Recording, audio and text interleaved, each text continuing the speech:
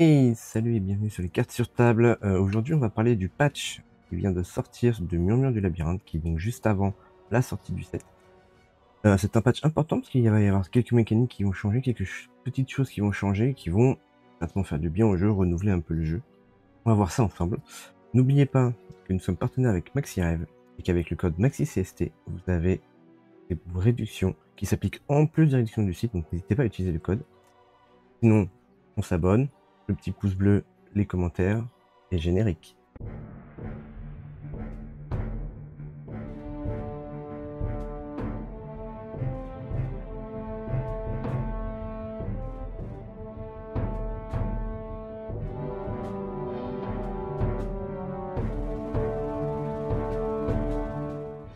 Et nous revoilà sur le patch du Murmure du Labyrinthe qui a été publié le 13 mai, à savoir mardi soir.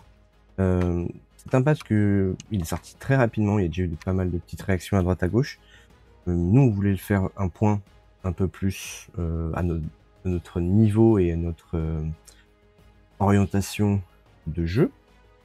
Et il est très important parce qu'il y a une règle essentielle qui va changer dans le patch. Une règle du jeu de base. C'est-à-dire qu'il change complètement une règle du jeu de base. On va voir ça un peu plus bas. Donc là, il parle de l'Age of Sigismar. En gros, ils se reconnaissent que Sigismar a occupé une place très importante dans le jeu, parce qu'il a été très souvent dans les tops, et il arrivait pas mal à gagner contre Afanas. Il y avait des decks qui étaient construits autour du fait de pouvoir gagner contre Afanas et autres, et que du coup, Afanas était juste derrière. Le dernier patch n'a pas eu des gros effets à part à booster un petit peu Axiom avec le Havre, notamment Soubash et Tress, même si on n'en a quand même pas vu en fin de saison. Donc là, le patch, il arrive en fin de saison, donc ça n'aura pas un gros impact. Si, ça aura un impact sur la fin de saison, mais comme on arrive sur une fin de saison, il y a de moins en moins de tournois sur le set 2, les tumultes sont passés. Donc normalement, ça va pas, les gens qui jouent à Sigismar, s'ils trouvent que c'est trop faible, ils vont arrêter. Ils attendront le sortie du patch du 7.3, pardon.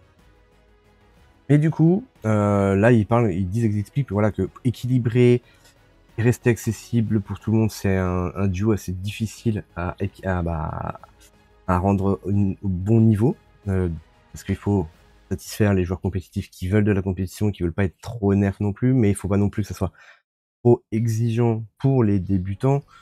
Donc ils essayent de trouver un juste milieu entre tout ça. Et c'est très très bien. C'est un jeu qui est de premier abord très accessible, mais qui est mine de rien assez complexe à maîtriser, parce que c'est des mécaniques différentes, mais c'est un peu plus accessible que certains autres TCG, je trouve, de mon point de vue, en tout cas dans les premiers niveaux. Donc, on arrive là tout de suite, je ne vous montre pas tout de suite, mais en gros, il y a un changement de règle. Changement de règle, et comme je dis que c'est un changement de règle hyper important, parce que ça va nerfer 2 cartes. Avant, si l'expédition d'un joueur rencontre ou dépasse l'autre expédition de ce même joueur, la procédure de fin de partie se déclenche immédiatement. C'est-à-dire que le petit pas, le grand projet, dès que vous avancez, si ça vous fait croiser des jetons, immédiatement on regarde qui a croisé et fin de la partie, il a gagné. Point. Nouveau changement de règle, c'est que maintenant, quand les joueurs se croisent pendant l'après-midi ou pendant le matin ou peu importe, on ne vérifie pas immédiatement. Il rajoute une étape où ce check est vérifié. Cette étape, c'est à la phase de nuit. À la phase de nuit, il rajoute une nouvelle phase qui s'appelle Check Victory. Et c'est à la phase de nuit qu'on vérifie si quelqu'un a gagné ou pas. Je veux dire que si vous faites grand projet, si votre grand projet vous permet de croiser, ça ne veut pas dire que vous gagnez. Ça vous donnera la condition pour la fin de partie, mais ça ne veut pas dire que vous allez gagner. Et je trouve, moi, cette règle vraiment bien, parce que ça va éviter les frustrations de petit pas, je peux rien faire. Grand projet, je peux rien faire, si je le laisse en jeu. Donc, ça évite une grosse frustration et un gros point fort de ces deux cartes-là. Ça aura plus d'impact sur le petit pas étant un sort qui coûte quand même assez cher. Ça aura un impact plus important. Là où le grand projet, on peut le préparer, le configurer, le mettre en place et on accepte de perdre l'expédition, mais pour après on regagner et donc gratter. Et si on laisse trop longtemps le grand projet, on finit quand même par rattraper, voire même gagner du bénéfice avec. Donc il aura un plus gros impact sur le petit pas bond de géant, qui lui, pour le coup, nécessite 6 de mana pour être joué. Donc 6 de mana pour juste faire avancer une expédition, là où grand projet peut potentiellement en faire avancer 2, 3, 4 si on laisse le grand projet. Donc ça va plus nerfer les Izmir que les Hordis, mais c'est un petit nerf et c'est très très bien. Moi j'aime beaucoup cette mécanique là. J'aime beaucoup le fait qu'ils aient rajouté ça. Ensuite on arrive sur les cartes suspendues et là on voit Baba Yaga en Hordis et uniquement en Hordis qui est suspendu. Donc on retire encore de la pioche à Hordis. Donc là ça devient quand même assez compliqué pour Hordis pour piocher. Pour les personnes qui vont encore jouer du Sigismar en fin de saison, BGA ou autre, je pense que le meilleur moyen de pallier à ça, bah, ça va être de rajouter, de trouver des uniques qui font piocher, et donc d'avoir 3 uniques qui font piocher. Mais ça nous en fait peu. Après, il faudra peut-être jouer avec les renforts, mais c'est un peu particulier, parce que les renforts, il faut accepter d'être en retard, ou à égalité pour pouvoir piocher, générer le jeton, ou alors on va juste jouer pour piocher. Le ravitaillement, on n'est pas trop fan, donc la Ozma ou la Scribe, on n'est pas vraiment fan. Donc, à voir ce que ça va donner. Après, il y a le set 3 qui arrive, donc peut-être qu'il y aura de nouveau de la pioche, de nouvelles mécaniques. En tout cas, ça nerf un peu plus Sigismar. D'un autre côté, c'est bien parce que ils sont beaucoup trop dessus, malgré le nerf d'Osma.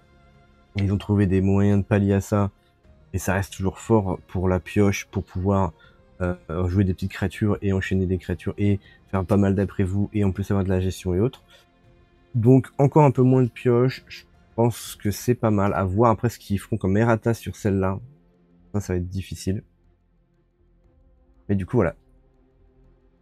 Il explique là qu'une grande partie ça venait de le fait qu'il peut jouer plein de petites cartes à coup faible et le fait de pouvoir piocher beaucoup permet de réalimenter sa main pour refaire des tours forts.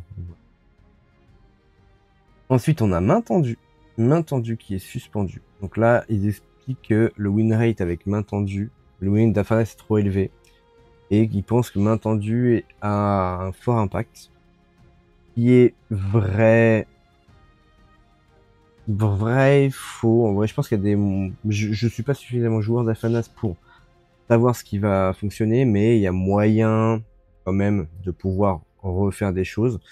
La force de main tendue, c'est surtout qu'on pouvait, si on n'avait pas de gestion, le tour où on jouait le mage danseur, la main tendue lui remettait directement les 3 boosts, lui retirait le fugace, ce qui veut dire que même si on le gérait, il pouvait le rejouer pour pas cher. Donc ça permettait d'avoir un mage danseur qui restait là très longtemps sans gestion et qui faisait piocher à chaque fois. Pour peu qu'on en ait un deuxième, un troisième ou n'importe quoi, on va piocher des tonnes de cartes et c'est ce qui, pour moi, la force d'Afas, c'était ça, c'est qu'il pouvait piocher beaucoup de cartes et donc avoir beaucoup de choix sur comment il allait orienter son jeu. Elles le disent, voilà, une win rate bien trop élevée pour Afanas, un choix par défaut sans aucune hésitation, ça c'est sûr, ça c'est un choix par défaut. Pour un, tu mets 2 boosts minimum, et si t'as le mage danseur, c'est 3 boosts pour 1, c'est très très fort, et pour 2 pareil. Et en plus tu retires Fugace, c'était voilà. Une synergie avec Afanas trop puissante pour la metagame. Ouais, après il y a d'autres choses dans tous les cas. Alors, certes on n'aura pas le petit boost en plus, mais on pourra discuter avec des personnes, on a potentiellement le tour de passe-passe qui pourrait venir prendre la place. Et donc, pour garder de la pioche, même si on perdrait les mages danseurs, pour gagner de la pioche, on pourrait jouer entraînement magique pour piocher, puis tour de passe-passe, on récupère entraînement magique, on met une carte en réserve qui pourrait nous intéresser à défausser, par exemple un disciple, un flamel, pour réduire le coût d'un sort d'un prochain qu'on va jouer la prochaine carte qu'on va jouer, pardon. C'est intéressant, on peut le réduire de 1. Du coup, ça permet de rejouer potentiellement un entraînement magique, et donc ça fait déjà, si on joue 3 cartes comme ça fait 3 sorts, ça fait déjà 3 boosts. Avec le mage danseur, ça fait 6 boosts. Donc ça fait quand même des choses. C'est plus compliqué. Là, l'avantage, c'est qu'avec main tendue, les Afanas pouvaient piocher dès le début avec un mage danseur. C'est-à-dire que on pouvait faire mage danseur, main tendue, on piochait directement. Donc on jouait 2 cartes, mais au final, on piochait une carte. Et au tour d'après, on refaisait la même chose. Donc on repiochait, et du coup, le mage danseur restait en réserve. Donc on avait repioché notre main tendue, et on peut continuer, etc., etc. Et après, il y avait le principe de remonter les sorts avec des uniques. Donc voilà, donc les uniques, je pense qu'on restera sur la même chose, des remontées de sorts. Ou potentiellement un peu de pioche. Peut-être qu'il y a des uniques qui existent pour faire perdre Fugace aussi. Ça peut être une piste pour remplacer un peu les mains tendues. Et voilà, c'était très efficace. On a le retour des armurières uniques Bravos. Donc les armurières uniques Bravos reviennent, mais avec des errata. Avant, c'était lorsqu'un joueur, ça c'était surtout pour les uniques qui pouvaient boucler, lorsqu'un personnage pardon, que vous contrôlez gagne au moins un boost, créez un jeton 2/2 Scarabot dans une expédition ciblée.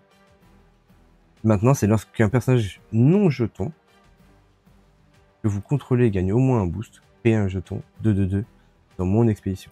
Pourquoi ils ont mis non jeton? Parce qu'en fait, il y avait des armures qui avaient l'effet de si une créature gagne un boost, on crée un jeton, et derrière qui avait quand une créature gagne un boost, je crée un jeton. Du coup, ça pouvait, ce qui veut dire que il jouait gagner un boost, derrière un jeton arrivait. Du coup, le jeton, une créature arrive, donc il pouvait redonner un boost. Donc une créature gagnait un boost, donc il pouvait recréer un jeton et donc il pouvait boucler un peu tout seul. Donc c'était très très fort. Ou en tout cas avec 2 cartes, mais c'est très très fort, ça faisait une boucle infinie. Et donc ils ont le fait de dire non jeton, ça veut dire que pour que cet effet proc, il faut que ce soit forcément une carte qui ne soit pas générée par cette créature du coup. Et un deuxième errata, c'est lorsque je gagne au moins un boost, créer un jeton 2/2 dans une expédition ciblée. Et là, c'est lorsque je gagne au moins un boost, c'est créer un jeton dans mon expédition. Voilà. La force aussi, c'était ça, c'est qu'il pouvait créer n'importe où. Là maintenant, c'est forcément dans mon expédition. Ça veut dire qu'il peut pas mettre 50 d'un côté, 50 de l'autre, et advienne que pourra, de toute façon tu passeras pas.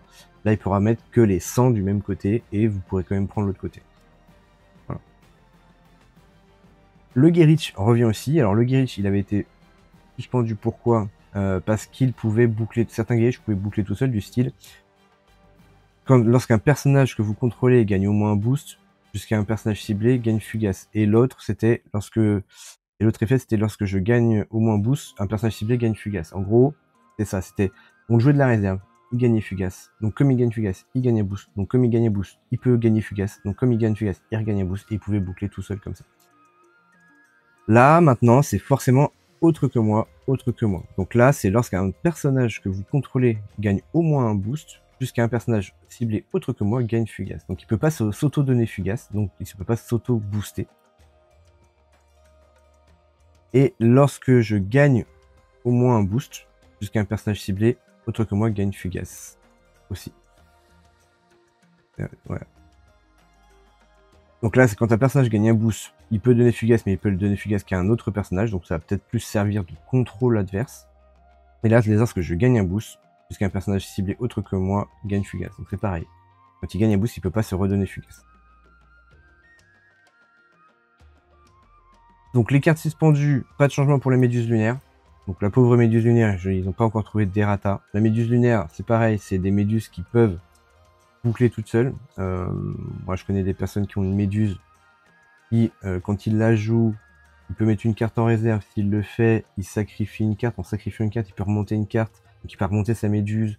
Enfin, il va pouvoir faire des échanges comme ça de cartes. Et en fait, il sacrifie automatiquement sa méduse, mais elle revient en main, donc il peut la rejouer, elle revient en main, il peut la rejouer, elle s'auto-sacrifie, et vous faites juste des switches de cartes de réserve, et vous bouclez, donc vous pouvez faire un mot très très fort, surtout en fin de partie. Donc voilà, donc ils n'ont pas trouvé apparemment d'errata convaincant pour ça. À voir ce qu'ils en feront, s'ils arriveront à la libérer, j'espère. Par contre, Baba Yaga m'a entendu rajouter la watchlist. Ils ont retiré Baba Yaga parce qu'elle était suspendue, ils ont retiré main tendue parce qu'elle était suspendue, et ils ont retiré le petit pas bonde géant parce qu'en effet il a été nerf via la règle de fin de partie. Le mage danseur est toujours surveillé, la procuratrice est toujours surveillée. Après, j'espère pas non plus qu'ils vont agir sur la procuratrice, parce que la procuratrice c'est un peu le dernier moyen de pioche de Sigismar, et pour piocher il faut pas avancer, donc ça veut dire il faut accepter d'être un peu en retard. Donc c'est un mal pour un bien. Carte unique aux capacités répétées. Conscient de la puissance de certaines cartes uniques, notamment issues du premier set, nous allons continuer à étudier leur impact sur la méta du prochain set.